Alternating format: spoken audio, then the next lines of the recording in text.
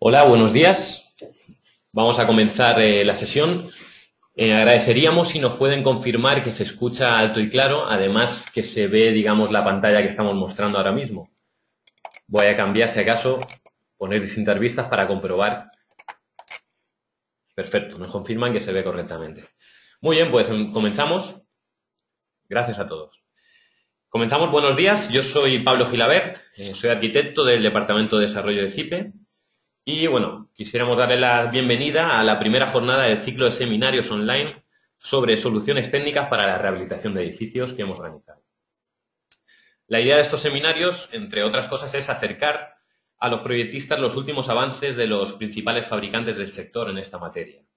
En este caso, en el día de hoy, BAS nos presentará los últimos productos que están desarrollando. Y bueno, comentar que tal y como se ha organizado el ciclo, se divide en cinco jornadas que se llevan a cabo cada jueves a la misma hora. Se centrará en dos grupos. Por un lado tenemos elementos estructurales y por otro lado rehabilitación de cubiertas. Esperamos más adelante seguir desarrollando este ciclo abordando otros temas como rehabilitación energética. Bueno, para aquellos que no hayan asistido nunca a alguno de nuestros eventos online, comentar que en la parte derecha les debe aparecer un panel de control a través del cual pueden hacernos llegar algunas de las preguntas que deseen, de manera que, bueno, al final de cada sesión trataremos de responder a algunas de ellas. Bueno, en esta primera jornada nos acompaña Guillermo Sánchez, que es responsable de especificación técnica de la empresa BAS. Y a continuación, desde CIPE, el arquitecto Javier Signes y un servidor, pues mostraremos algunas de las soluciones que incorpora el generador de precios de rehabilitación y veremos con más detalle en qué consiste y cómo podemos trabajar con la información referente al análisis de ciclo de vida. Sin más, vamos a comenzar con la primera ponencia. Guillermo, ¿nos escuchas? ¿Estás ahí? Buenas, Guillermo. Hola, ¿me oís ahora? Te escuchamos Buenos perfectamente. días. Te acabo de pasar los mandos. Bueno, Tiene que aparecerte una ventana. vale, perfecto.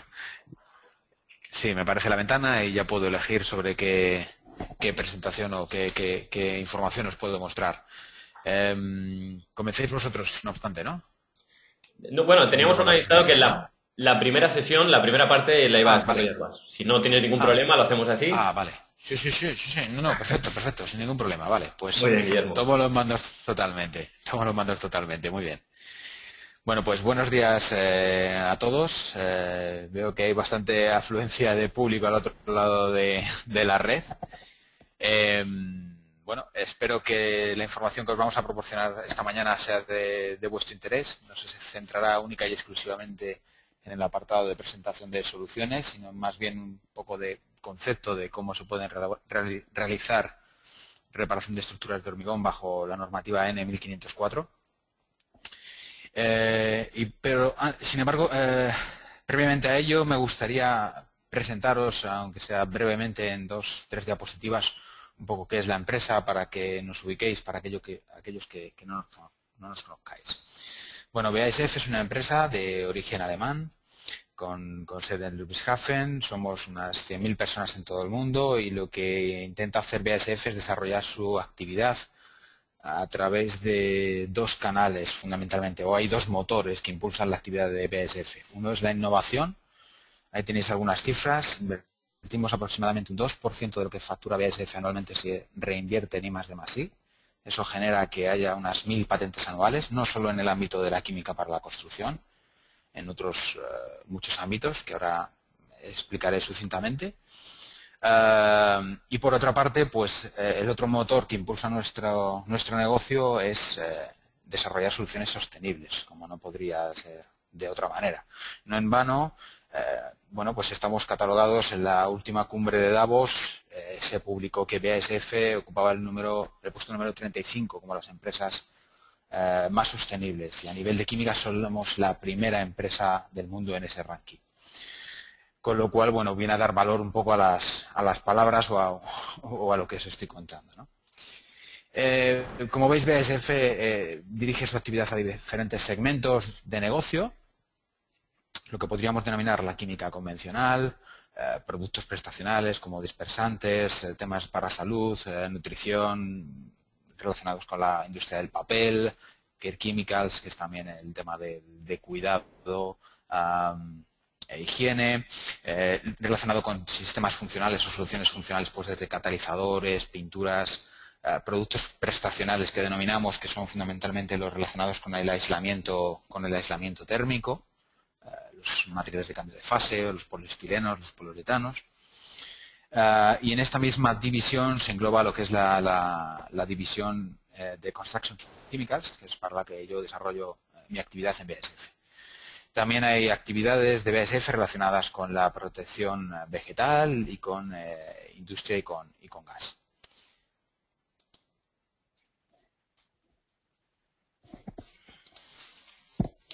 Os explico brevemente también un poco el portfolio de BASF Construction Chemicals. Son soluciones orientadas a la construcción, como no podría ser de otra manera, muy relacionadas con la actividad que vosotros en vuestro día a día podéis desarrollar. Disponemos de aditivos para hormigón, como superfluidificantes, plastificantes que mejoran la trabajabilidad de los hormigones, hasta anticongelantes, expansionantes, inhibidores de corrosión, elementos auxiliares como puede ser desencofrantes o curadores, etcétera. Y por otra parte, más enfocado a, digamos, los temas estéticos de impermeabilización o incluso de reparación, pues existen sistemas de reparación, de refuerzo, adhesivos, pavimentos de diferente índole, sistemas de impermeabilización, sellados de juntas, etcétera. Es simplemente para mostraros un poco bueno, la potencia del portfolio, de las soluciones que os podemos ofrecer. Sin más, me centraré o entraré a explicaros un poco qué es la N1504.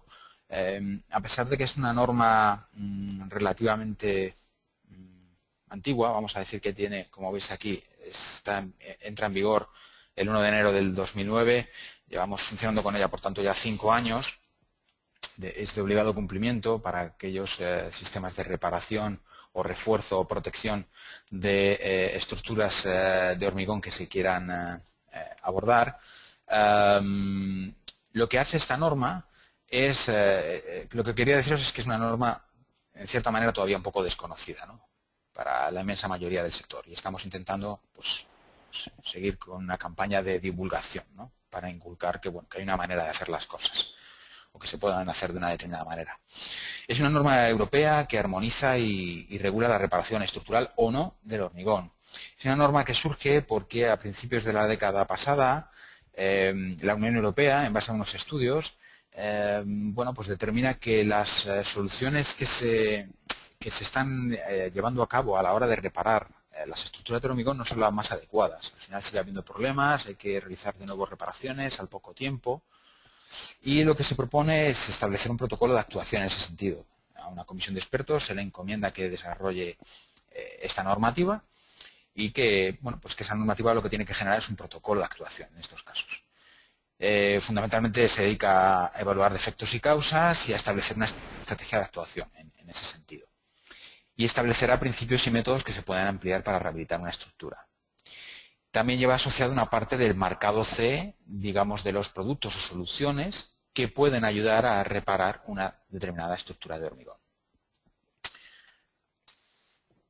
La estructura de la norma es una norma, bueno, comentar como curiosidad que pertenezco al subcomité 7 de reparación de hormigón dentro del CTN 83. El CTN 83 es el de hormigón, es el comité de hormigón de AENOR, y yo pertenezco al subcomité número 7. Y estamos revisando esta norma a nivel español, pues para, bueno, hacer propuestas al Centro de Normativa Europea, al CEN, y, bueno, hacerles propuestas de cambios o de mejoras que se puedan introducir. O sea que, fijaros, es una norma que lleva 5 años, pero está en constante revisión o intentamos que sea viva. El caso. La estructura de la norma la componen estas 10 partes que veis. La primera de ellas es una descripción de términos y definiciones. De la 2 a la 7 encontraremos las especificaciones que deben de tener las soluciones que se orienten para realizar una reparación estructural. Os explicaré, os daré algunas pinceladas sobre ellas. La parte 8 describe el control de calidad y la evaluación de la conformidad para los fabricantes. Es una parte normativa que afecta única y exclusivamente a lo que los fabricantes podamos hacer con los productos, nos establece los protocolos de control o los periodos de control y qué normativas debemos seguir para poder realizar marcado CE de los materiales que comercializamos. La parte 9 es la parte, digamos, filosófica, es el núcleo de la norma, es en la cual se describe ese protocolo de actuación y cómo se debe de abordar una reparación estructural, qué pasos se deben de seguir. Y también define qué principios generales para el uso de productos y sistemas se deben de emplear. Y por último, la 10 proporciona información sobre la aplicación y control de los trabajos a realizar en obra. Control de ejecución, ¿de acuerdo? Tampoco me detendré en estas dos partes. En estas dos partes que están en sepia, la 8 y la 10, no me detendré. Pero sobre las demás, pues intentaré haceros un breve resumen o lanzaros 2 o 3 ideas de cada una de ellas. Empezando por la parte número 2, que es la de protección superficial del hormigón. En ella se definen 3 tipos de protecciones superficiales. Por un lado está lo que se denomina impregnación hidrofóbica, que es esta que veis aquí arriba, que es un tratamiento superficial del hormigón. Bueno, todas son tratamientos superficiales del hormigón, pero es un tratamiento superficial del hormigón con materiales que, bueno, lo que hacen es no generan capa, como podéis ver, simplemente, bueno, pues digamos las moléculas de los materiales empleados se posicionan superficialmente, para nada generan película, no taponan los capilares, pero sí que esa impregnación, el material del cual impregnamos el hormigón, pues genera unos cambios superficiales que modifican las prestaciones o el comportamiento de ese hormigón a nivel superficial. Luego tendríamos lo que es una impregnación, ya se genera una capa, veis que el espesor es ligeramente superior y ya se observa continuidad, pero no tiene por qué acabar de tapar todos los poros. Y por último, lo que tendríamos es un coating, es un recubrimiento. Esos recubrimientos oscilan, establece la norma, entre los 0,1 y los 5 milímetros de espesor.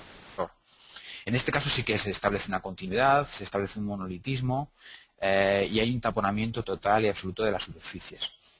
El uso de un tipo de técnica o de otra, pues evidentemente dependerá de aspectos como pueden ser los costes, el medio ambiente al que se ve sometido esa estructura de hormigón y otros diversos factores. Evidentemente, al final, en general, el nivel de protección, como podréis comprender, de un coating, ¿vale?, de un recubrimiento, es mayor del que puede ofrecer el resto, pero es simplemente por un fenómeno físico, ¿de acuerdo? O sea, al final generas una capa que así te habilita. ¿Qué materiales se suelen emplear? Pues como impregnación hidrofóbica, lo más habitual, y no digo que haya otras empresas, otras marcas que desarrollen otro tipo de productos, pero bueno, lo más habitual suele ser el empleo de hidrofogantes en base silano. En concreto, nosotros disponemos de un material que es el Protectosil CID, que aparte de combinar unas propiedades de hidrofugación, también aporta capacidad de inhibidor de corrosión. En este producto me voy a detener, es el único que voy a explicar con un poco de profundidad, y en este producto me detendré un poquito más adelante.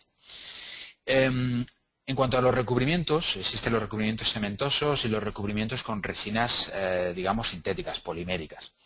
Por un lado tendríamos los recubrimientos cementosos, que evidentemente en obra marítima o afectada por sulfatos deberían de ser recubrimientos que soportasen o que fuesen sulforesistentes o resistentes a mar.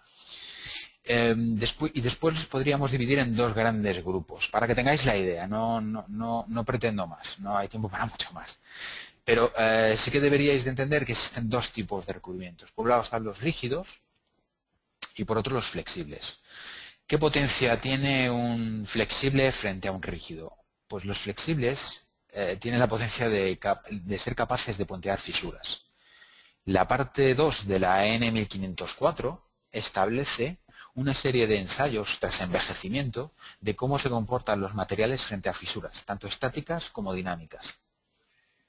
Y lo que debéis de buscar, incluso en rangos de temperaturas distintos, y lo que deberíais de buscar es que, si vuestras condiciones son que la estructura prevéis que se puede mover, se puede fisurar, o hay fisuras que puedan tener movimiento, que utilizaseis este tipo de materiales, los materiales flexibles.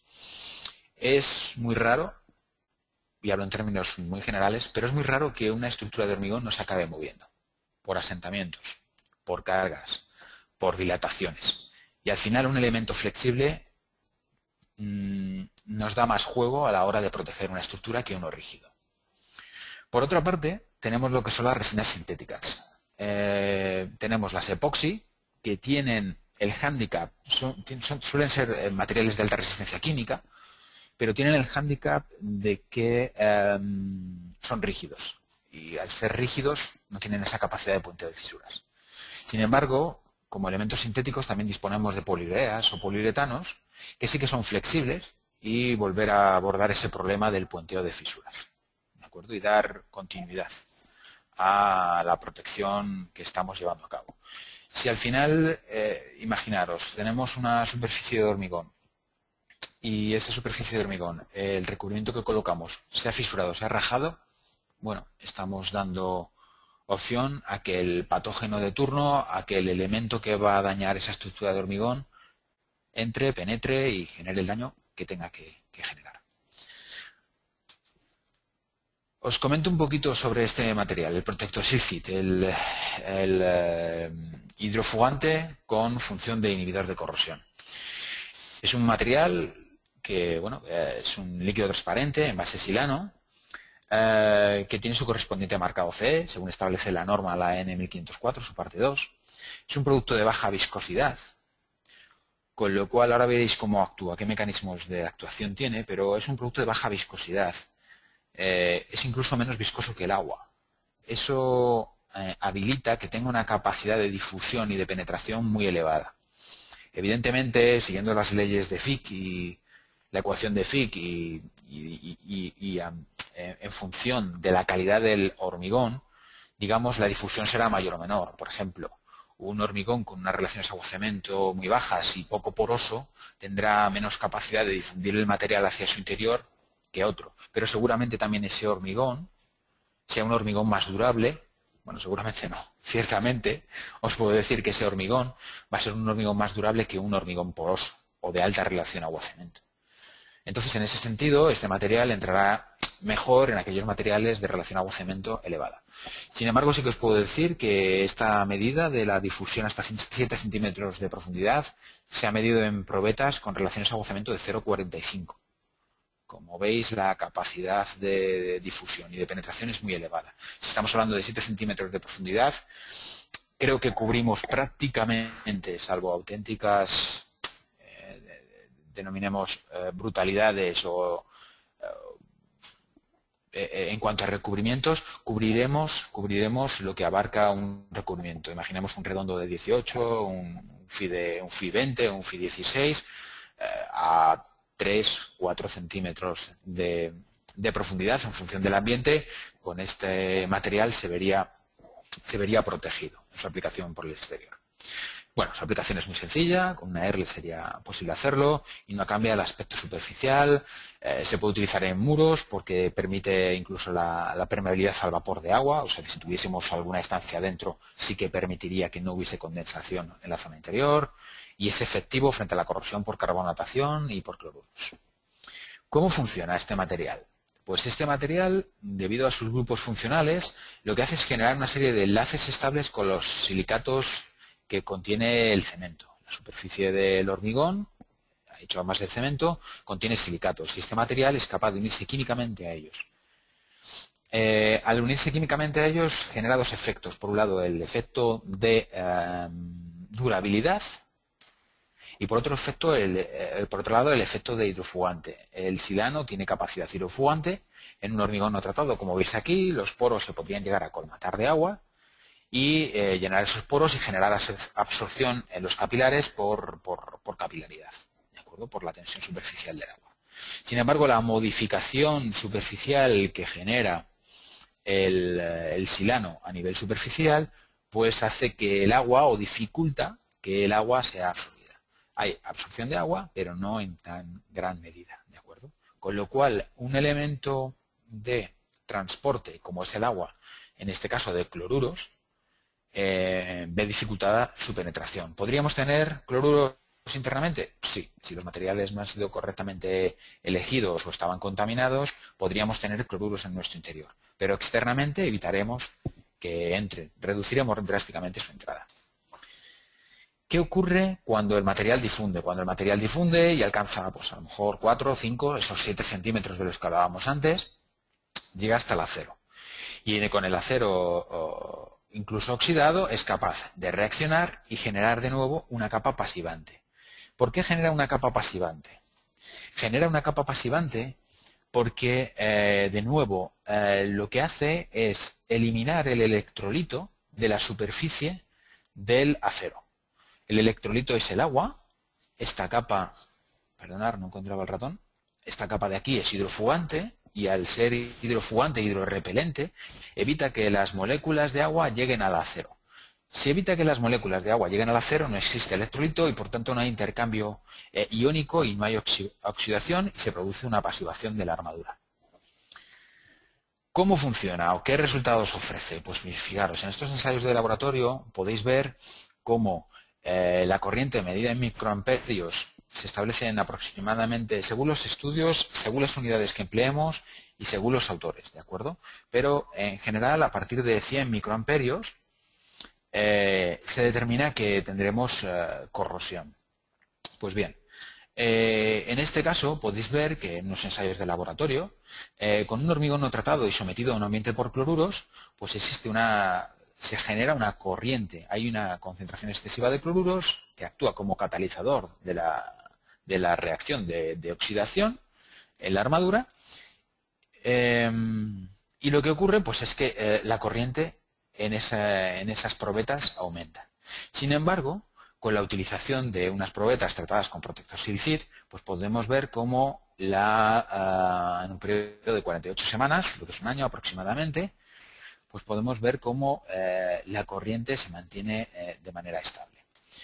Otros ensayos más a mayor tiempo y en ensayos reales realizados en Estados Unidos, en estructuras tratadas en Estados Unidos, podéis ver cómo ese índice de corrosión medido en microamperios por centímetro cuadrado, el índice de corrosión se situaría aquí en torno al 0,1, pues podéis ver cómo la estructura estaba sin tratar en el año 1996, se midió un índice de corrosión y tras hacer el tratamiento se pudo comprobar cómo hasta el año 2002 al menos los niveles de corrosión se mantenían bajo umbrales de pasivación y por tanto la armadura y la estructura no se veía afectada por este fenómeno.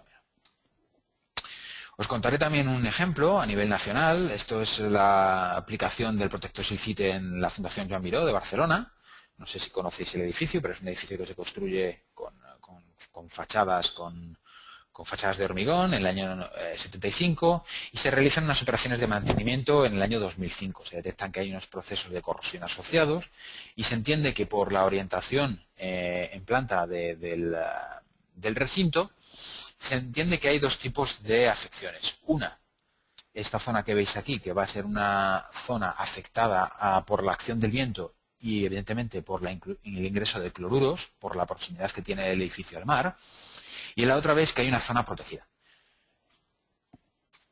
Pues bien, tras en el año 2005 se aplicó el inhibidor y veis aquí algunos resultados. Veis como en azul tenéis la corriente existente en microamperios por centímetro cuadrado que existía en la zona 2, resguardada de vientos, en los cuales previsiblemente solo hay afección por carbonatación, y en la zona 1, vientos procedentes del mar, en los cuales habrá procesos combinados de corrosión por carbonatación y por ataque de cloruros, pues vemos que los umbrales son relativamente altos, ¿no? Aquí hay una de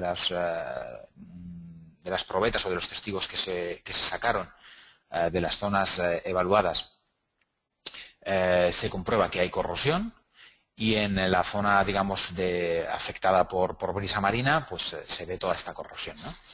Tras el tratamiento en 2 años y medio y 7 años y medio después, que hemos hecho una serie de mediciones, hemos podido comprobar después de estos 8 años, después de su aplicación, que los niveles de corrosión se mantienen por debajo del umbral permitido, del límite de lo que se denomina corrosión.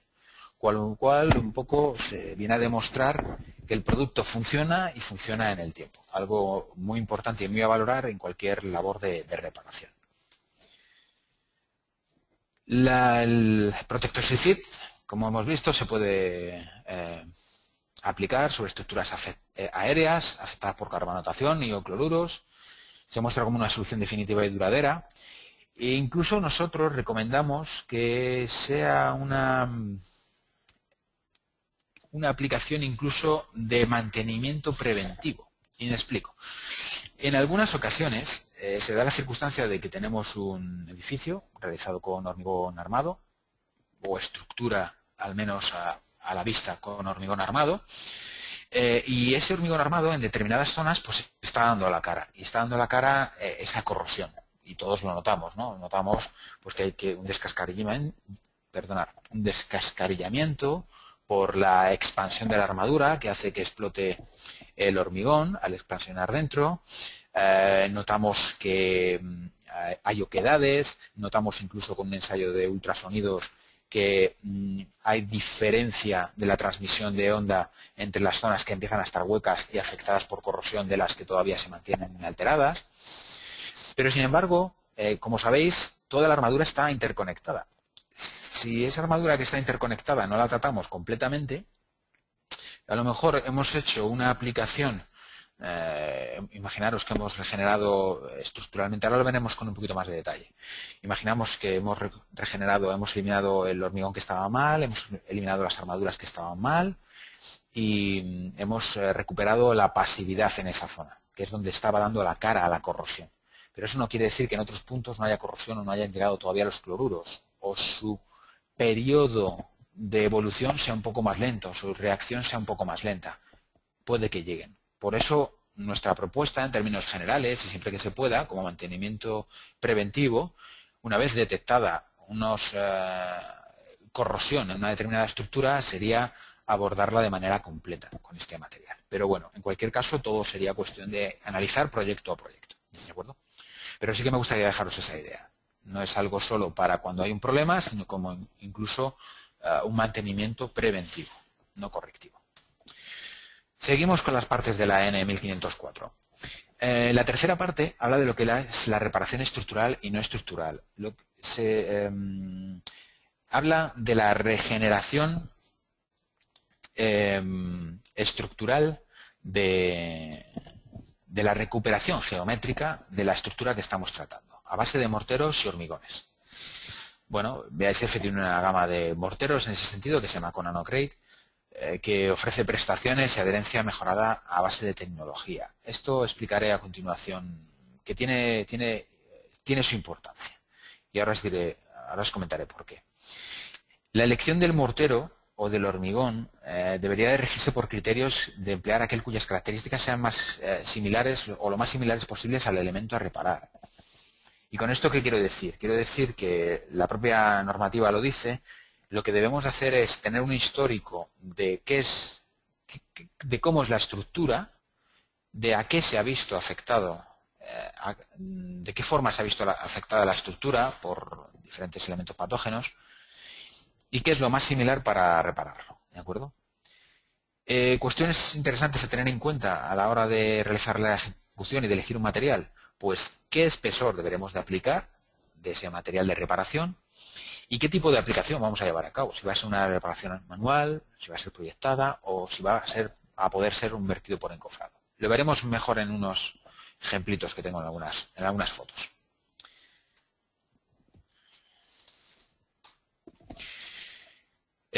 La propia norma lo que establece son una serie de... es una clasificación en morteros tipo R de...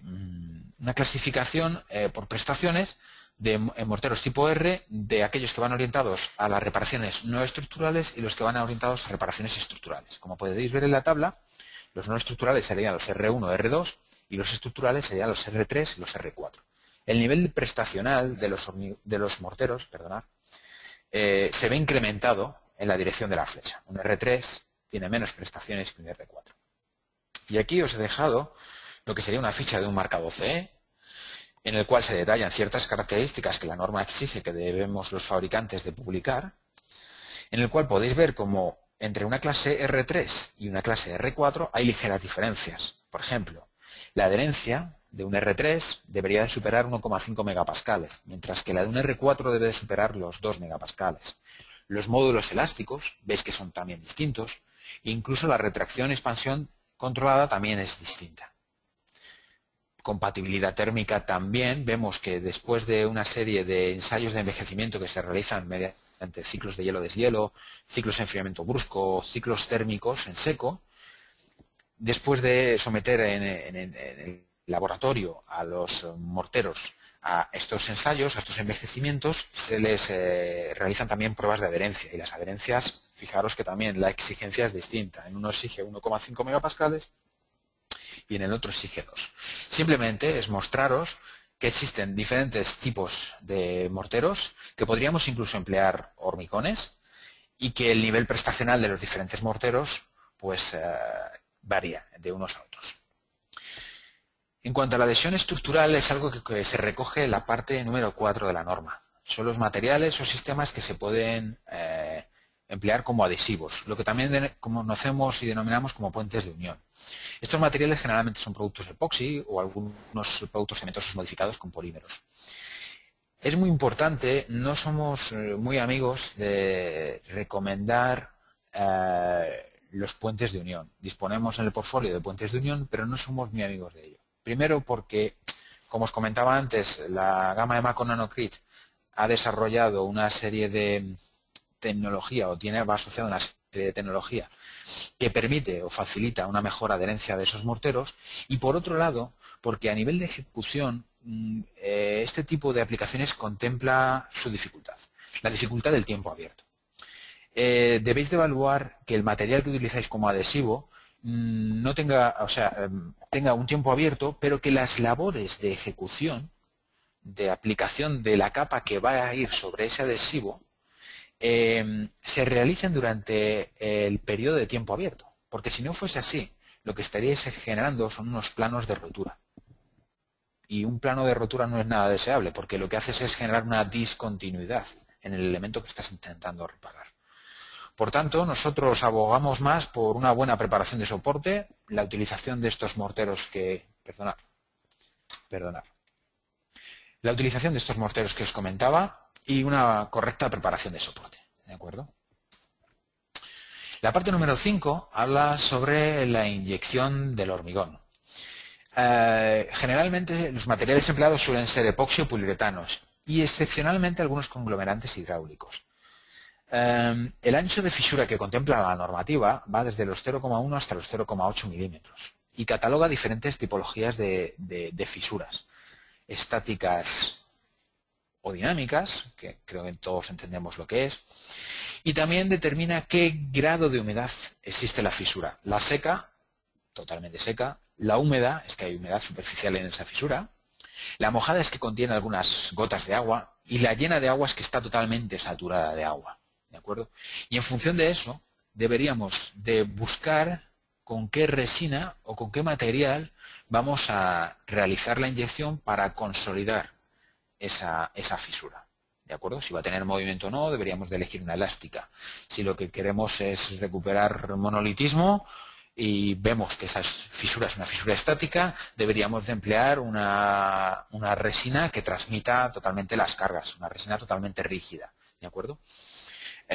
Os vuelvo a mostrar lo que sería un marcador C tipo de un material de estas características, y en él, no voy a entrar en más detalle, pero en él sí que tenéis una serie de códigos que hablan del uso que se le puede dar y de la trabajabilidad que va a tener. O sea, qué ancho de fisura va a rellenar, qué tiempo abierto va a tener, a qué temperatura se puede ejecutar, si la resina que empleáis es elástica o no lo es, si es dúctil o es rígida, si puede trabajar con agua o no, etcétera. ¿De acuerdo? Todo eso viene detallado en la norma, su denominación. Y si no, pues nos tenéis a vuestra disposición para explicaros cuando queráis. La parte número 6 de la norma habla de anclajes. Bueno, los anclajes se utilizan pues para colocar nuevas esperas, para sustituir nuevos, barras que están corroídas o materiales metálicos que están corroídos y necesitan de sustitución. Estas resinas, en general, estas resinas nos sirven para su anclaje a la estructura vieja, denominemos. Y es como se suelen emplear estos materiales. Estos materiales suelen ser epoxis acrilato, poliésteres o incluso conglomerantes cementosos. La velocidad de reacción varía, pero en general todo lo que está relacionado con resinas suele ser más rápido que lo que siempre es un conglomerante cementoso cuya reacción es un poquito más lenta. Para ayudaros en la elección y en que tengáis algunos métodos, o sea, digamos, algunos anclajes los podáis tener contemplados, disponemos de una guía de cálculo que relaciona el hormigón, el tipo de hormigón con el que se está trabajando y el tipo de acero que se quiere emplear, ¿de acuerdo?, en la reparación o en el anclaje. Y de esa manera, con las cargas que va a soportar, os dará una relación de qué diámetro de taladro tenéis que realizar, de qué resinas se pueden utilizar, de qué profundidad de taladro debéis de realizar. En cuanto a la protección frente a la corrosión de las armaduras, en la parte número 7 de la EN 1504, comentaros que fundamentalmente se refiere a dos tipos de materiales. Revestimientos con pigmentos activos, que no conozco algunos de la competencia, pero los nuestros al menos son generalmente cementosos, y los revestimientos de barrera, que suelen ser generalmente materiales epoxi.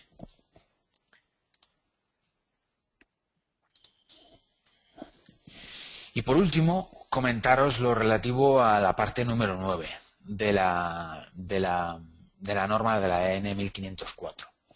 Como os decía, genera un protocolo de actuación y es importante llevarlo a cabo al final, porque es una forma ordenada de hacer las cosas. Incluso se pueden utilizar las tablas que vienen o la documentación que viene en la propia normativa como checklist, ¿no? Como decir, estas son mis tareas a realizar, qué he hecho y qué no he hecho, qué tengo que hacer. Nos dice que evaluemos las condiciones de la estructura, que hagamos un histórico de ellas, que estudiemos o que identifiquemos las causas del deterioro. En función de esto, a lo mejor hay que prever ciertos ensayos previos. No sé, medir corrosión, hacer catas, múltiples actuaciones que se puedan llevar a cabo. Hay que decidir cuáles son los objetivos de protección, para cuánto tiempo, a qué nivel de protección quiero llevar esa estructura. Y realizar una reparación tomada conjuntamente, evidentemente, con los propietarios, ¿no? Que la propiedad conozca hasta dónde se puede llevar esa estructura y si quieren abordarla, evidentemente. Al final esto es bastante obvio, ¿no? Luego nos habla de que deberíamos de seleccionar qué principios son los apropiados para proteger y reparar esa estructura. Habría que definir las propiedades de los materiales o sistemas que vayamos a emplear y realizar una especificación de los requisitos de mantenimiento, porque aquello no se acaba allí. Una estructura no se acaba en la simple reparación. A lo mejor los mantenimientos que vamos a plantear son inspecciones periódicas, que pueden tener mayor o menor periodicidad en función de la solución adoptada. Pero debemos de hacer esto, al menos unas inspecciones para que podamos ver cómo se está comportando esa estructura y evitar cualquier tipo de riesgo, ¿no? ¿Qué causas del deterioro establece la norma? Pues fijaros, desde el punto de vista del hormigón, pues habla de una serie de deterioros mecánicos, químicos, físicos o al fuego. Vienen todos detallados, tenéis aquí esta tabla, creo que es interesante que la veáis, no voy a abordarlos en mayor profundidad. Y también habla de la corrosión de armadura, pues que puede ser desde carbonatación, contaminantes corrosivos como pueden ser cloruro sódico, agua de mar, sal de carretera, etcétera, o incluso corrientes parásitas, ¿de acuerdo?, que se puedan producir en esa armadura. Por otro lado, sí que me gustaría explicaros brevemente lo que es un principio y lo que es un método. Un principio lo que viene a hacer es establecer, desde el punto de vista conceptual, qué quiero hacer con esa estructura. He detectado una serie de problemas, por ejemplo, que se ve afectado por agua y ese agua transporta un patógeno. ¿Cómo protejo esa armadura? Pues podría elegir la protección contra la penetración. Y después elegiré qué método voy a aplicar. Pues puedo elegir diferentes métodos. Puedo rellenar fisuras, puedo realizar un vendaje superficial de fisuras, puedo realizar un revestimiento, una impregnación hidrofóbica. Y como veis, estos métodos, a su vez, están relacionados con la parte correspondiente de la EN 1504. Hay algunos, como este tema de transformación de fisuras en juntas, que no son tratados. Hay solución para ellos, pero no son tratados como tal o de manera explícita en la norma, ¿de acuerdo? Pero se pueden llevar a cabo. Otro ejemplo más. Imaginaros, pues una resistencia a productos químicos. Vemos que una estructura está afectada por productos químicos, pues deberemos de realizar un revestimiento, una impregnación o una adición de morteros o de hormigones que protejan a esa estructura frente a esos ataques químicos. Este es un poco el concepto, lo que marca, digamos, el centro de decisión de por dónde debo de orientar las soluciones que voy a proponer para reparar una estructura de hormigón. Como veis, la N1504 es un sistema de reparación integral.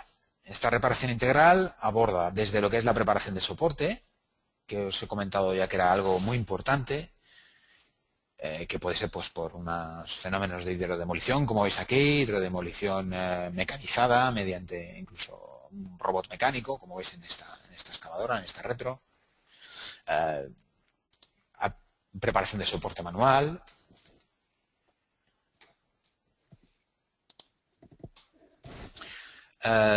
Inyecciones, si detectásemos fisuras y entendemos que hay que conservar o regenerar el monolitismo estructural de la pieza, quizá con una simple inyección de fisuras sea suficiente. Veis aquí todos los tubos de inyección, aquí una inyección de fisuras ya realizada.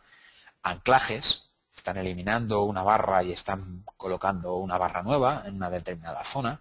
Aquí veis la aplicación manual de un mortero para regenerar la geometría de la pieza una vez tratado. Estos colores rojos que veis aquí son puentes de unión, ¿de acuerdo? En este caso, y al ser un tratamiento manual de la pila, se decidió que como existía suficiente tiempo abierto, sí que se utilizase puente de unión, y además también el puente de unión en este caso, esta resina epoxi, actuaba como pasivante de esta armadura una vez limpiada. Veis aquí una aplicación manual de un mortero de reparación. Aquí podéis ver la aplicación a través de un encofrado mediante este vertido, mediante un inyector de grandes dimensiones. Pues podéis ver cómo este elemento que está encofrado se está rellenando con un mortero fluido.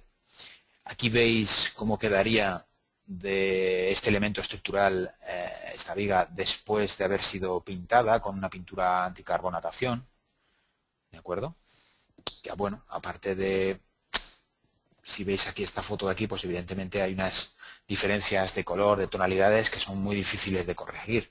Sin embargo, después, a lo mejor con una pintura anticarbonatación, si también tenemos un requerimiento estético que cubrir, pues podemos cubrir ambas cosas, ¿no? Protección frente a carbonatación y recuperar estéticamente el elemento estructural. A modo de resumen, y lo que os comentaba, tenemos un elemento de hormigón, está dañado, se pueden llegar a ejecutar estos puentes de unión, como veis aquí. Este puente de unión también es puente de unión y pasivante para la armadura, lo veis aquí, os lo he explicado en el pilar anterior. Tenemos un mortero de reparación estructural, según la N1503. Se pueden utilizar morteros de reparación cosmética, si así lo viésemos. Esto es muy típico de emplear, pues, no sé, cuando tenemos coqueras, nidos de grava, cuestiones así, pues sí que se pueden emplear ese tipo de morteros. Y por último, quizás se pueda emplear una pintura de protección.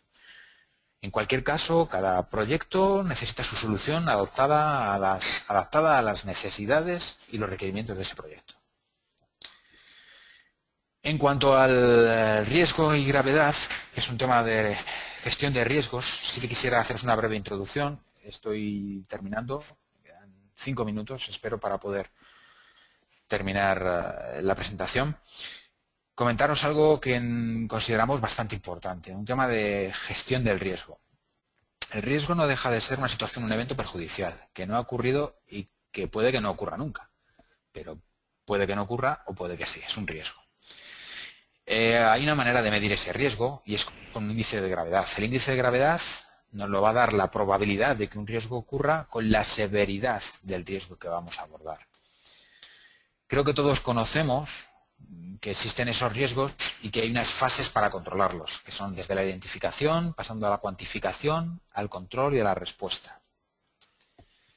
Incluso conocemos con qué probabilidad o cuál es el origen de esos fallos. Según estudios de Socotec en Francia, Intemac en España y el TIF alemán, se ha detectado que del origen del proyecto, un 40% de las ocasiones, los orígenes de un mal comportamiento de una estructura vienen del proyecto. En otro 40% vienen de la ejecución. Un 10% vienen de los materiales. Aquí, evidentemente, nosotros tenemos que hacer nuestra parte de trabajo. No puede ser de otra manera, ¿eh? Y también hay que abordar cuestiones de uso y de mantenimiento. Lo que os proponemos para la gestión de riesgo desde BASF es acompañaros desde el principio en el proyecto y en el diseño de una determinada estructura hasta su ejecución, uso y mantenimiento. ¿Cómo lo podemos hacer? Pues primero desde una labor de prescripción, que a veces incluso incluye la colaboración de un aplicador. Como sabéis, yo dirijo el departamento de prescripción de BASF, estamos a vuestra disposición para lo que queráis comentarnos o lo que queráis consultarnos, y en ocasiones incluso vamos con el aplicador homologado de BASF, porque hay una parte de aplicación que es importante que sea analizada por ellos. En la fase de ejecución, BASF con sus materiales y el aplicador con sus productos también os acompañará, así como en la fase de uso y mantenimiento, si así lo requerís. Este es un poco el camino y el nivel, digamos, de compromiso que queremos alcanzar con vosotros, ¿no?, en cada uno de vuestros proyectos y de vuestras obras. Para ello, en el departamento de especificación hemos desarrollado una serie de herramientas, como son informes de especificación, en el cual se os detallará qué tipo de solución se os recomienda para un determinado requerimiento. Hay bases de datos de precios, entre ellos también está CIPE. Nosotros tenemos publicados nuestros precios en el banco de precios de CIPE. Y también existen pliegos de condiciones y detalles constructivos. Aparte de esto, otra parte o otra pata importante, ya os la he avanzado, es la de un aplicador homologado. Para eso nosotros hace ya años, más de 25, la asociación ya ha cumplido más de 25 años. Hace más de 25 años montamos una asociación. La asociación la engloban una serie de empresas especialistas en la aplicación de soluciones para la construcción, con el respaldo y la tecnología de BASF. ¿Cuál es el ámbito de actuación de este tipo de empresas? Pues van desde las impermeabilizaciones, pasando por los pavimentos, las reparaciones, que es el tema que hemos abordado hoy, cimentaciones, anclajes, incluso sistemas para construcción subterránea. ¿Qué destacaríamos de esta asociación? ¿Qué os puede proporcionar a vosotros como proyectistas el que haya una asociación que os respalde en este sentido? El binomio fabricante-aplicador. Pues nosotros hemos desarrollado una figura que es el certificado de cobertura conjunta, es un documento que es único en el sector y es la principal característica de la asociación. El certificado aúna la calidad de los productos de BAS con los servicios de aplicación que ofrecen las empresas de la asociación. Y las empresas de la asociación, además, bajo los protocolos que establece BASF y la supervisión de Bureau Veritas, como veis aquí, en diferentes tipologías de soluciones, reparación estructural del hormigón o reparación estructural y refuerzo del hormigón, la gama Master Seal es para protección del hormigón o de impermeabilización, en diferentes tipologías de soluciones, certifica que los técnicos de los aplicadores están cualificados para la correcta aplicación de los materiales. Como conclusión, y para terminar, la N1504 lo que ayuda es a realizar una reparación y protección de forma protocolizada. Establece la N1504, que es de importancia vital, recopilar información de la estructura, su estado, su historia, su estado, incluyendo aquellos estudios que sean pertinentes. Volver a recalcar que cada proyecto necesita de una evaluación particular y tendrá una solución particular. La preparación del soporte de forma adecuada es fundamental para que la adherencia de la solución que vamos a poner a posteriori sea también la prestación que nos vaya a dar sea la mejor posible. Y por último, bueno, que la ayuda que BASF os pueda prestar a nivel de la solución a prescribir, pues que la tenéis a vuestra disposición.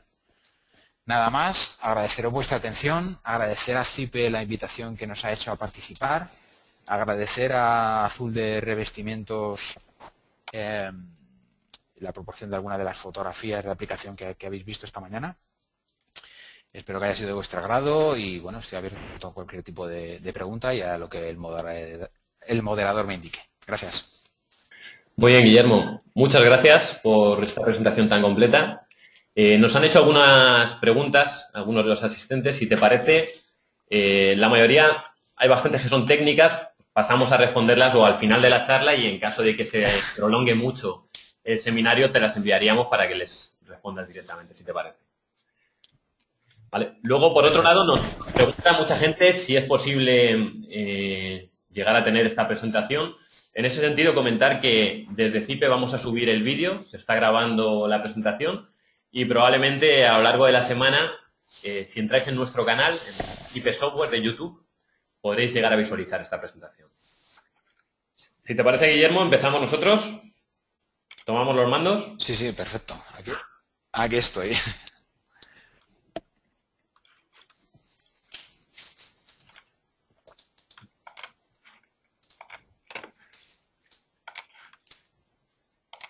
Muy bien, pues por parte de CIPE Ingenieros vamos a tratar de visualizar darle un cariz más práctico a la charla.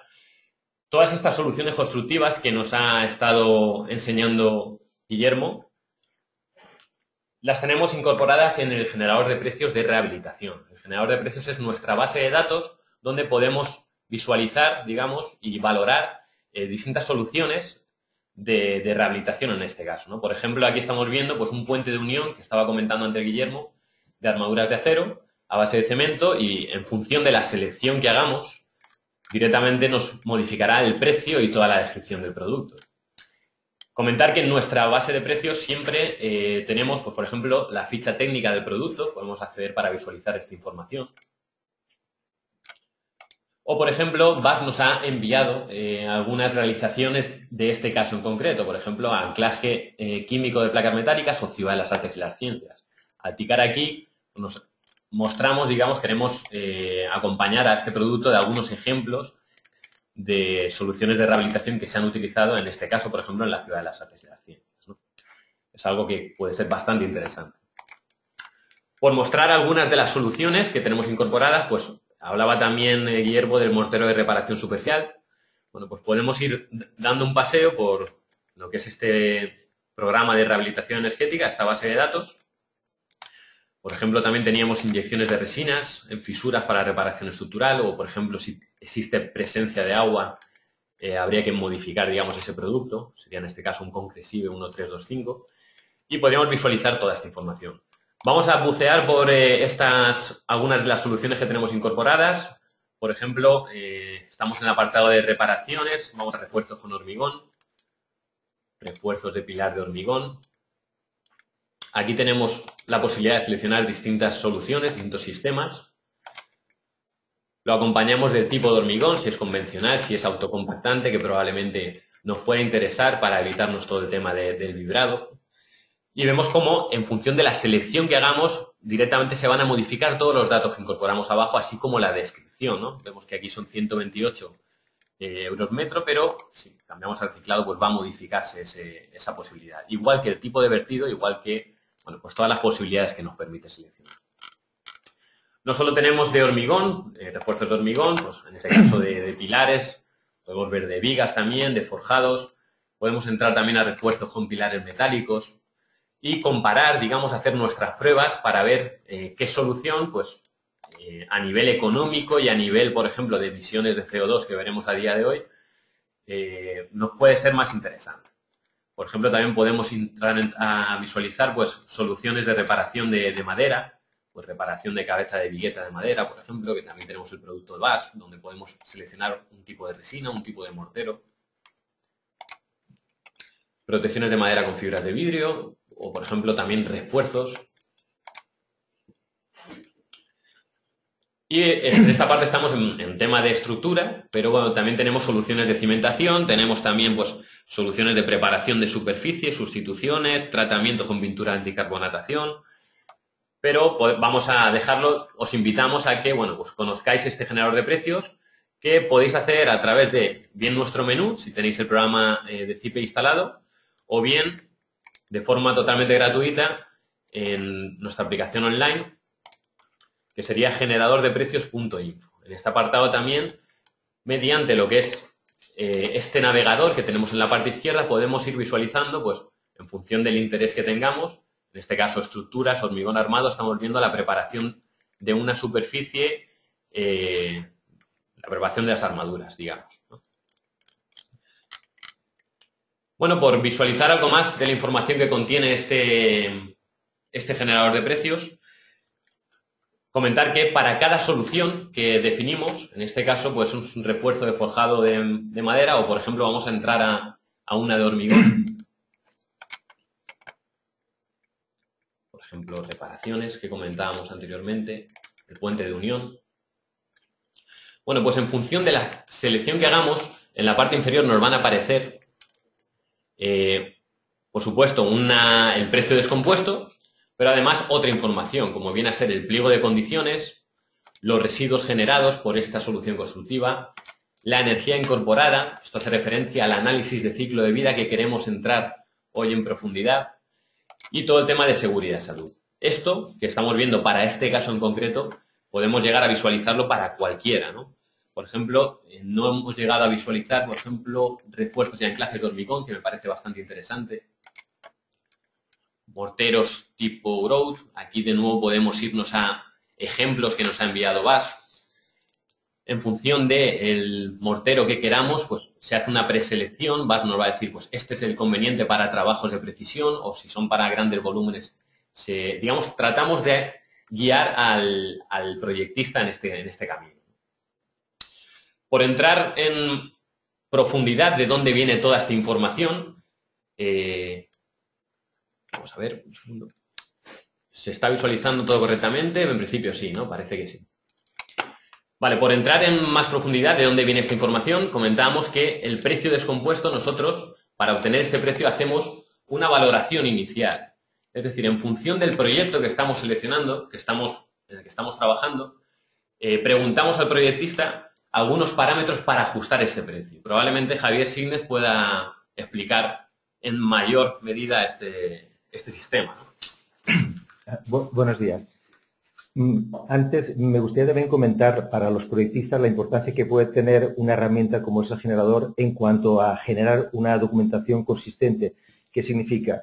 Pues que cualquier selección de las especificaciones va a ser la misma en el pliego de condiciones, los precios descompuestos, análisis de ciclo de vida, gestión de residuos, con lo cual no habrán, digamos, soluciones diferentes en los distintos documentos del proyecto. Lo que pretende el generador de precios, como siempre, es que sirva de herramienta para el proyectista y además que se ajuste el precio al mercado, con lo cual, en el caso de rehabilitación, estudiamos los parámetros que podían intervenir en el precio final. Son los que los constructores suelen utilizar para su elaboración de presupuestos. En este caso tenemos los mismos que de obra nueva, tipo de vivienda, situación, el mercado. Aquí incorporamos la dificultad de acceso, si era restringido o limitado, que sí que afecta a los rendimientos. Si disponemos de almacenamiento de materiales y escombros, es también un parámetro importante porque dificulta la ejecución de la obra. Si los transportes de materiales los traemos de una distancia larga, significa pues que están fuera de la obra, o no tenemos ninguna dificultad. Otro parámetro que hemos considerado que puede darse que haya presencia de usuarios cuando hay una rehabilitación, si la rehabilitación se tiene que ejecutar conviviendo los clientes, entorpece la ejecución de la obra. Todos estos parámetros lo que afectan es al rendimiento de los precios, con lo cual nos ajustamos al máximo al mercado. Voy un poco deprisa porque estamos prácticamente ya en la hora. La finalidad siempre es la misma, dar servicio al usuario de FIPE y ajustarse a lo que es la realidad del mercado en cuanto a precios, y luego que las descripciones, las especificaciones nos pueden servir para nuestro proyecto en cada uno de los documentos y que sea consistente y que no haya errores u omisiones en la elaboración del documento. Perfecto. Una de las ventajas que ofrece también esta base de datos es que, bueno, por supuesto, todo está revisado por nuestros fabricantes. En este caso, BAS ha hecho una revisión de que todo lo que hemos programado de acuerdo a la realidad, a su producto, y luego por nuestra parte, pues esa multiparametrización nos permite ajustarnos en mayor medida a los precios finales, ¿no? Que es el objetivo final. Si vemos en mayor medida esta información que incorporamos, pues, por ejemplo, podríamos entrar en reparaciones, en cualquiera de estos. Aquí tenemos, pues, por ejemplo, vamos a entrar en el que hemos visto anteriormente, un refuerzo de anclajes, mortero tipo Growth, por ejemplo. Y aquí al seleccionar cualquiera de las soluciones a las que hemos llegado, si vamos pasando por cada uno de estas pestañas, podemos visualizar pues, los residuos que se generan, en este caso, y llegar a este apartado de energía incorporada, que es donde queremos entrar en mayor profundidad y explicar por qué puede ser importante analizar esta información y el contexto en el que nos situamos actualmente. Javier, no sé si quieres... Sí. Bueno, dos aspectos. Primero, ¿qué es el análisis de ciclo de vida? Supongo que conocemos todos. Y después, ¿por qué CIPE ha apostado por esta herramienta que actualmente no es, digamos, una herramienta preceptiva, no está legislada como gestión de residuos? Sin embargo, creemos que es una apuesta de futuro y que muy pronto tendrá que legislarse en ese aspecto. Se explica por qué. En cuanto a qué es el análisis de ciclo de vida, no es más que una herramienta que evalúa el impacto ambiental del producto en toda su existencia, es decir, en todo su ciclo de vida. También se llama ciclo de vida o también análisis de la cuna a la tumba, es decir, desde que nace el producto hasta que desaparece. El programa calcula, digamos, dos aspectos de este ciclo de vida, lo que sería las emisiones de CO2, cantidad de dióxido de carbono que se emite en toda la fase de ciclo, y la energía incorporada, que es la energía necesaria o energía consumida en dicha fase. ¿Cuál es el objetivo de este programa y por qué es necesario? Nosotros queremos dar unos pequeños datos. La Unión Europea se ha impuesto el objetivo para 2020 de reducir el 20% de sus emisiones de CO2 respecto a 1990. ¿Cómo se va a cumplir? Pues a cada país se le asigna un cupo y en caso de sobrepasar ese cupo está obligado a comprar esas emisiones en el mercado. ¿Cómo se compran? Hay un comercio internacional de emisiones. ¿Qué significa esto? Que de alguna manera cada contribuyente va a pagar ese exceso de emisiones vía impuestos. Entonces, España, por ejemplo, el Estado español gastó 770 millones de euros para comprar esos derechos. Esto representa aproximadamente 500 euros por familia o 200 euros por contribuyente, lo que significa, y más en una época de crisis, que eso se tiene que, de alguna manera, regular para que esas emisiones se reduzcan. Y al final, nosotros como proyectistas tendremos que disponer de una herramienta, un documento, para poder justificar esa reducción. Por otra parte, esa herramienta nos permite conocer la bondad de nuestro proyecto en relación a las soluciones que vamos a determinar o que elegimos. Es decir, podemos ir cambiando nuestras soluciones y ver cuál es el impacto final, el impacto ambiental. Si entras, si quieres, bueno, aquí eso es. Hemos estudiado también para ver la magnitud de lo que serían las emisiones. Hemos estudiado 4 tipologías: una vivienda unifamiliar, una plurifamiliar, 10 viviendas intermedianeras, 24 y 120 viviendas aisladas. Las emisiones vienen a estar del orden, para tener números, para tener un orden de magnitud, del orden de 55 a 130 toneladas de CO2 por vivienda. Esto significa un coste aproximado de una media de 450 euros por vivienda. Para una vivienda unifamiliar aislada, un poco más por vivienda, porque dispone de mayor superficie, y cuando mayor es el edificio y mejor resuelto esté, pues van bajando las emisiones.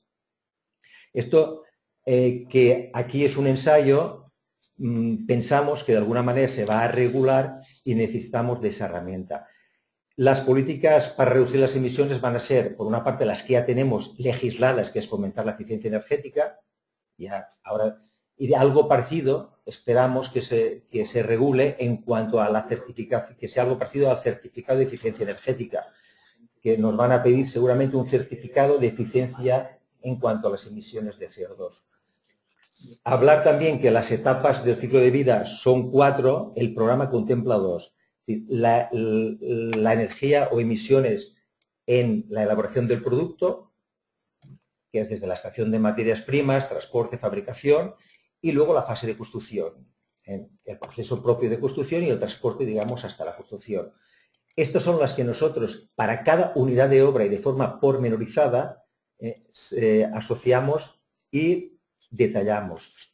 ¿Cómo lo hemos determinado? Lo hemos determinado a partir de unos valores unitarios de emisiones de CO2 y de energía incorporada para los precios, lo que llamamos precios simples o precios unitarios, incluyendo además lo que serían los envases, porque los envases también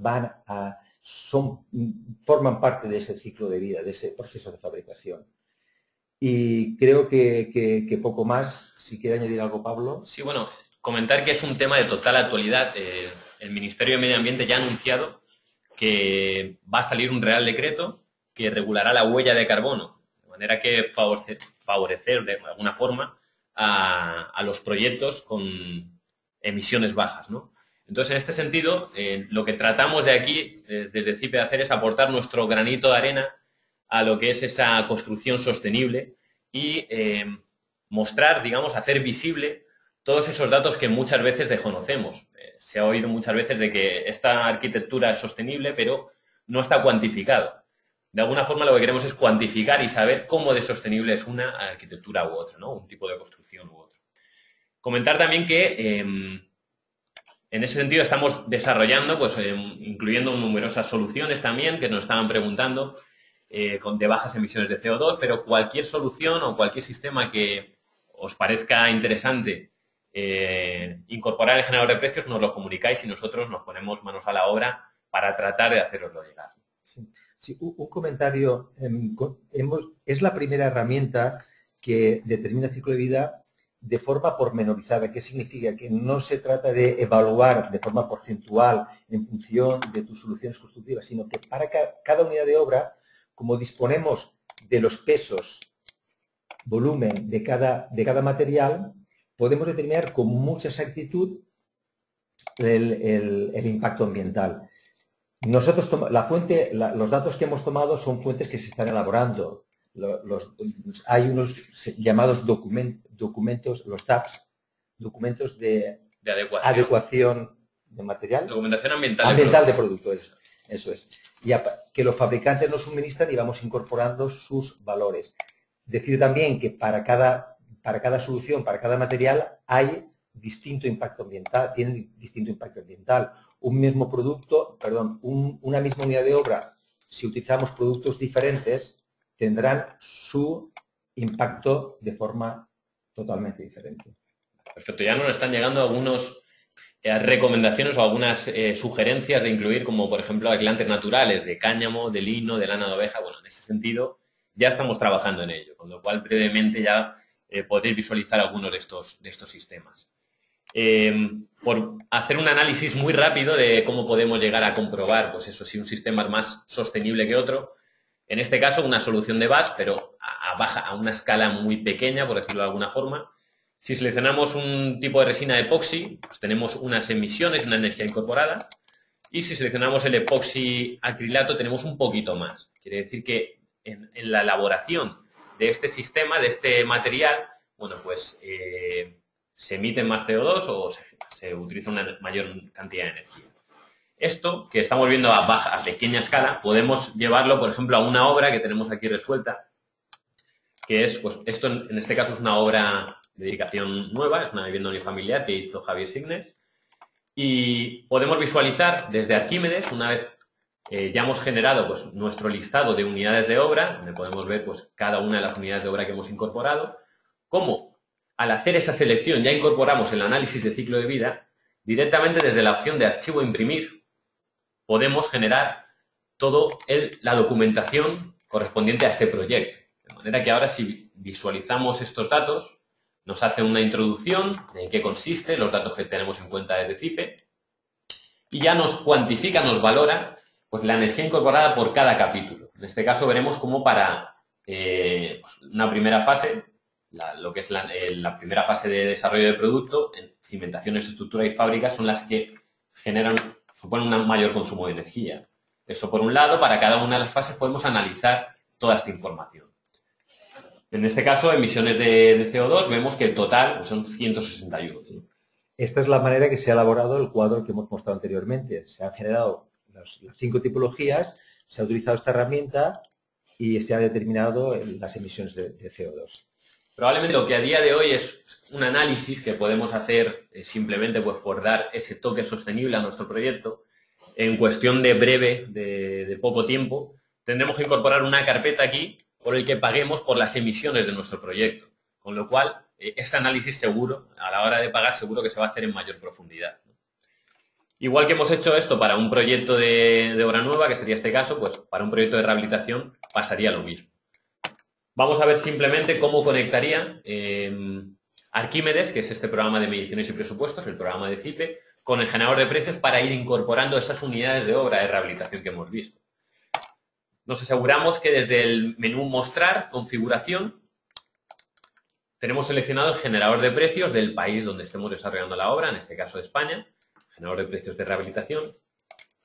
De manera que ahora nos podemos componer nuestro presupuesto de la forma que queramos y directamente poder entrar, digamos, conectar y traernos cada una de las unidades de obra que nos interesen del generador de precios de rehabilitación. En este caso, pues una reparación integral de junta o podemos seleccionar pues una protección o lo que sea, una limpieza interior de la fisura, por ejemplo, este apartado.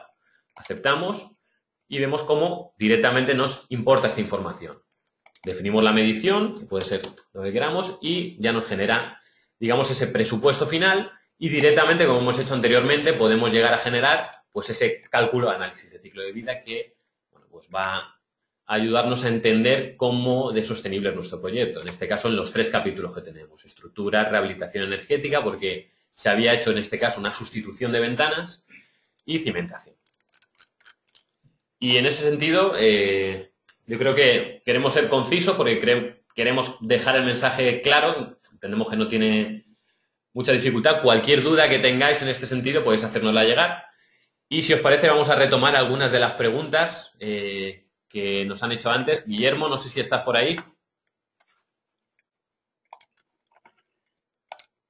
Sí. ¿Me oís ahora? ¿Me oís? Te escuchamos perfectamente, Guillermo. Hola, ¿me oís? Vale. Sí, Guillermo, ¿nos escuchas? Perfecto. Bueno, por retomar algunas de las preguntas que nos han hecho llegar en tu presentación. Bueno, una general era ¿dónde podemos llegar a visualizar el vídeo de esta grabación? Bueno, pues en el apartado del canal de CIPE, de YouTube, vamos subiendo algunos de los vídeos de estos seminarios que vamos grabando. En este caso, estos sí que se van a subir, con lo cual a lo largo de la semana probablemente ya podréis llegar a visualizar esta presentación. Volviendo al tema, nos preguntaba Guillermo antes, Pedro Alcaraz, una pregunta bastante técnica. Cuando apliquemos un Quatin C, nos pregunta si es necesario siempre aplicar antes impregnación H más I o son productos independientes. No.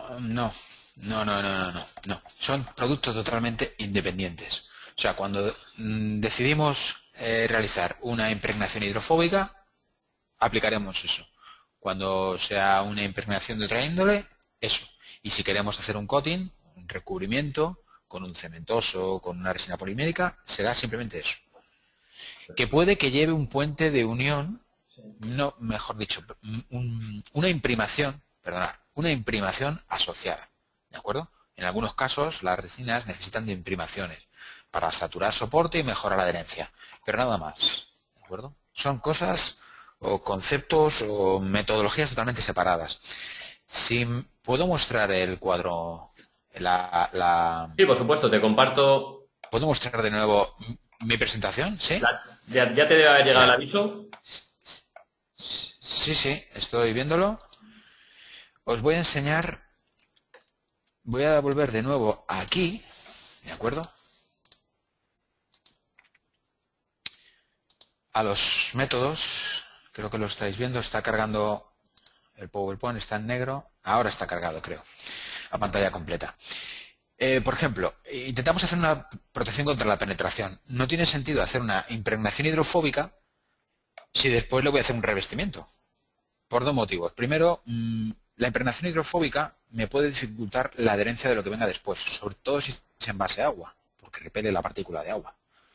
¿De acuerdo? No tiene sentido. Son conceptos o métodos totalmente separados. Si decido hacer ese es el que he hecho. Si una impregnación, ese es el que he hecho. Y si decido hacer un revestimiento, ese es el que he hecho. ¿De acuerdo? El C es el coating. Sin más, no sé si ha quedado aclarada la duda. Yo creo que sí, Guillermo. Nos han llegado alguna pregunta más. Por ejemplo, José Ramón nos pregunta si la norma en 1504 ya es de aplicación y si es así, ¿desde cuándo? Es de aplicación desde el 1 de enero del año 2009. Perfecto. Esto quiere decir, como siempre, ocurre, no sé si existe una cláusula de salvaguarda dentro de la norma.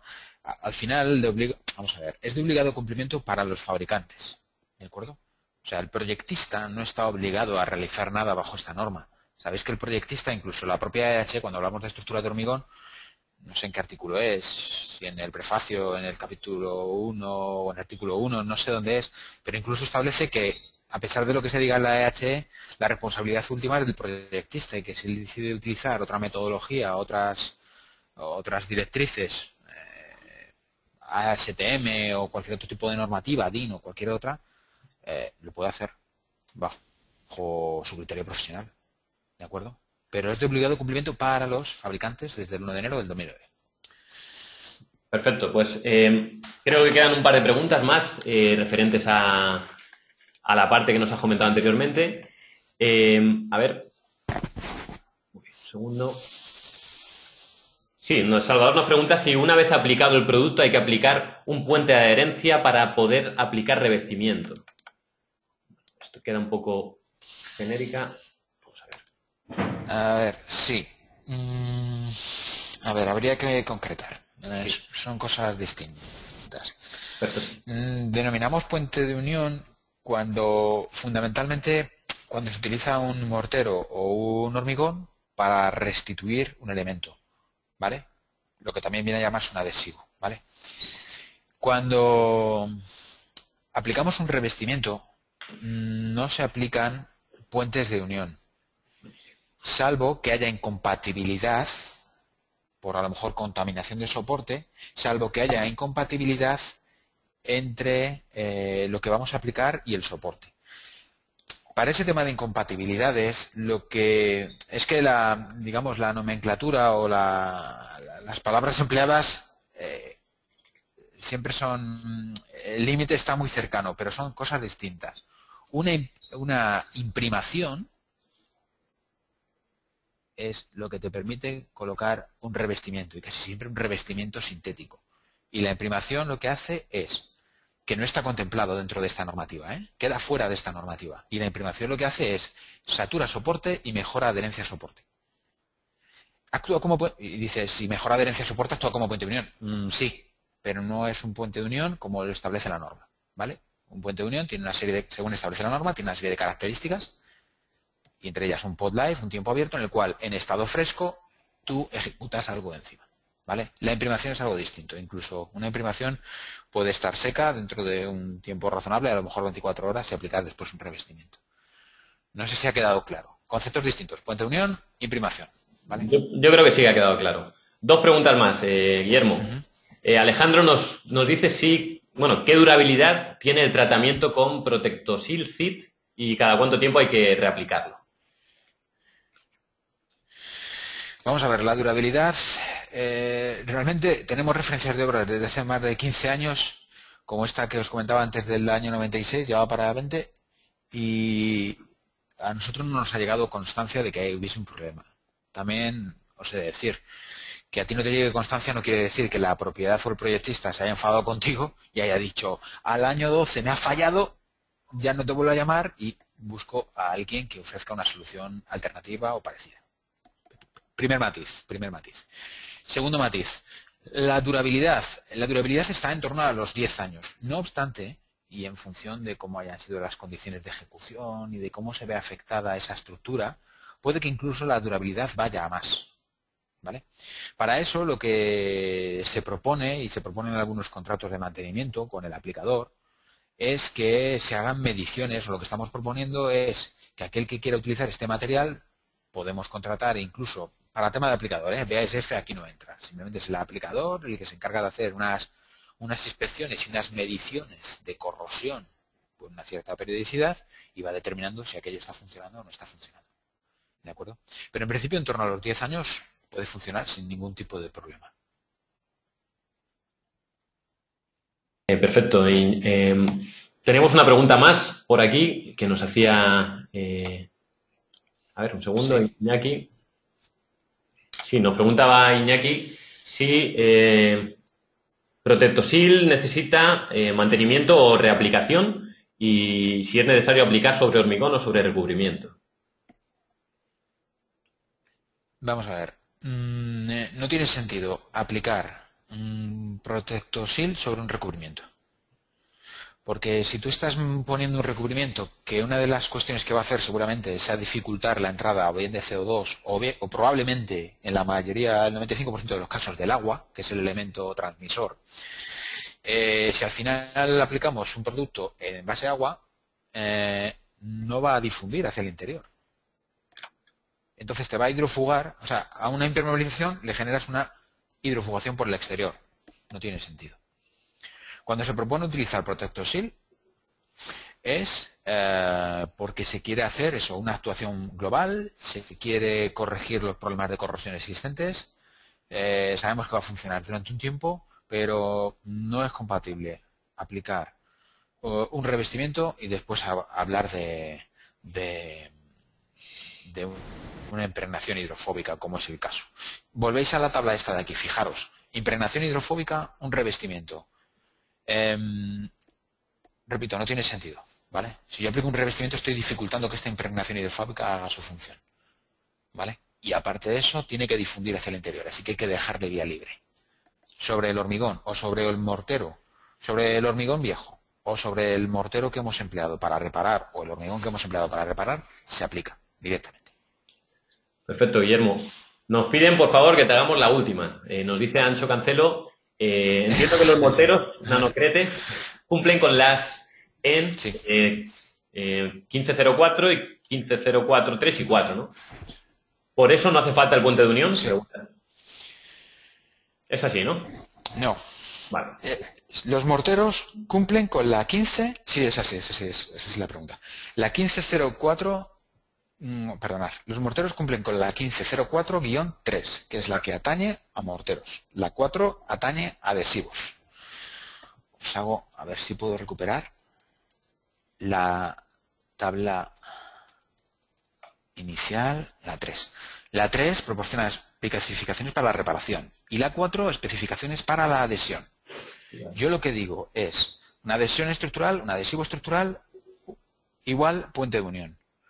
No es necesario puente de unión si utilizamos nanocrete R4 y el soporte está convenientemente preparado. ¿Vale? Hay rugosidad, a veces con técnicas de hidrofugación es como mejor se obtiene, ¿no? Por eso os decía, os he enseñado una foto de que en un caso sí que habíamos aplicado puente de unión. ¿Por qué? Porque el operario trabajaba con agilidad para que mientras que el puente de unión estuviese fresco, aplicase el mortero encima, y porque el picado no era el mejor posible. Se había hecho un picado manual y bueno, la superficie estaba de aquella manera, ¿de acuerdo? Entonces era la forma de facilitar la adherencia bien en toda la superficie. Muy bien, pues hay un par de preguntas más que hacen referencia a la parte de CIPE. Nos preguntan si vamos a desarrollar el análisis de ciclo de vida completo, incluyendo el mantenimiento y la fase de construcción. Bueno, Francisco, estamos trabajando en ello. Realmente es algo que nos va a llevar tiempo, con lo cual no va a aparecer probablemente a lo largo de este año, pero sí que nuestro objetivo es llegar a dar la mayor cantidad de información posible, ¿no? Sí. Bueno, al respecto del ciclo de vida, las dos etapas que faltan sería la de uso y mantenimiento y fin de la construcción. El fin de la construcción corresponde a un proyecto de derribo. Eso lo tenemos muy fácil. En el caso de uso y mantenimiento necesitamos de un plan de mantenimiento que debería realizar y cumplir el usuario. Esa parte siempre necesitamos asociarlo a un plan consensuado por el que tiene que usar el edificio. Con lo cual, la respuesta sería la última, la tenemos muy cercana, la última etapa, que es la fin de vida o demolición. Y la tercera, que es la de uso, estaría asociado siempre a un plan de uso del edificio. Perfecto. Y luego nos comentaban también si tenemos algún capítulo de rehabilitación energética. Pues sí, tenemos este apartado de rehabilitación energética donde hemos incorporado pues soluciones de sistema ETICS, por ejemplo, o de aislamiento por el interior. Aquí tenemos en este caso pues uno del grupo Puma o de Rebetón. También pues en este apartado hay pues soluciones para cerramientos horizontales o sustitución de huecos. Hasta ahora se habla bastante de todo el tema de eficiencia energética, pues por ejemplo tenemos la posibilidad de sustitución de carpinterías exteriores, donde seleccionamos la carpintería inicial para valorar todo el trabajo y ese precio digamos de desmontaje y cómo queremos la carpintería nueva, ¿no? Aquí seleccionaríamos la carpintería existente, la nueva carpintería y el tipo de vidrio que queremos llegar a introducir. De manera que sí, en ese sentido, todo lo referente a rehabilitación es algo por el que desde CIPE estamos apostando bastante y lo que es este conjunto de capítulos está creciendo de una forma bastante importante. Y creo que ya no hay más preguntas. En este sentido, pues, Guillermo, darte las gracias por haber estado aquí con nosotros inaugurando el ciclo de seminarios de rehabilitación. Y poco más, no sé si quieres decir alguna cosa. Sí, agradeceros de nuevo la invitación. Era la primera vez que hacía un webinar, me parece una herramienta bestial, es muy interesante. Y felicitaros porque la verdad es que el análisis de ciclo de vida que hacéis está muy bien detallado, muy bien estructurado, pienso, y muy bien coordinado con el resto de aplicaciones. Y pienso que puede ser una herramienta muy útil. En el futuro seguro, espero ya que en el presente, pero bueno, en el futuro seguro. Y os felicito por ello, de verdad, públicamente. Gracias. Gracias, Guillermo. También felicidades a ti por la presentación, por parte de nuestra y por parte de por lo menos unos 20 asistentes que nos han dicho que le ha encantado tu presentación. Así que, bueno, simplemente anunciar que el jueves que viene tenemos otra charla programada a la misma hora. Vamos a tratar de hacerla de 10 a 11, pero siempre esto se alarga un poquillo más, donde veremos pues con Daliforma los sistemas de soleras ventiladas de hormigón y con BAS, de nuevo, refuerzos de estructuras de hormigón armado. Sin más, gracias a todos y hasta la próxima. Gracias, Javier. Gracias a todos. Hasta luego.